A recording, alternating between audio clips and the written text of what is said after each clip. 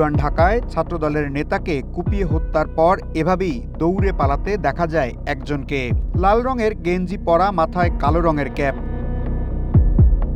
রাজধানীর আরমানিটোলার পানির পাম্প গলির একটি ভবনের সিঁড়িতে রক্তাক্ত অবস্থায় পড়েছিল এই ছাত্রদল নেতার মরদেহ। তিনি জগন্নাথ বিশ্ববিদ্যালয়ের শাখা আহ্বায়ক কমিটির সদস্য মোহাম্মদ জোবায়েদ হোসেন।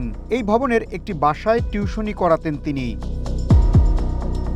জোবায়েদ বিশ্ববিদ্যালয়ের ১৯-২০ শিক্ষাবর্ষের পরিসংখ্যান বিভাগের শিক্ষার্থী ছিলেন। একই সঙ্গে বিশ্ববিদ্যালয়ের কুমিল্লা জেলা ছাত্র কল্যাণ পরিষদের সভাপতিও। রাজধানীর ফরাশগঞ্জে মেসে থাকতেন তিনি। সিঁড়িতে রক্তাক্ত অবস্থায় মরদেহ পড়ার খবর পেয়ে ঘটনাস্থলে যায় পুলিশ। পুলিশ জানায় তার গলায় ছুরিকাঘাতের চিহ্ন রয়েছে। পরনে জগন্নাথ বিশ্ববিদ্যালয়ের জার্সি ছিল, সেখানে তার নামও লেখা ছিল। রাতে জোবায়ের হত্যার বিচারের দাবিতে ঢাকা বিশ্ববিদ্যালয় ক্যাম্পাসে বিক্ষোভ মিছিল করেছে ছাত্রদল।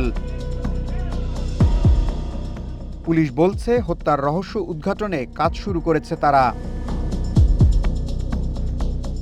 ইশতিয়াক ইমন, ওয়ান নিউজ, ঢাকা।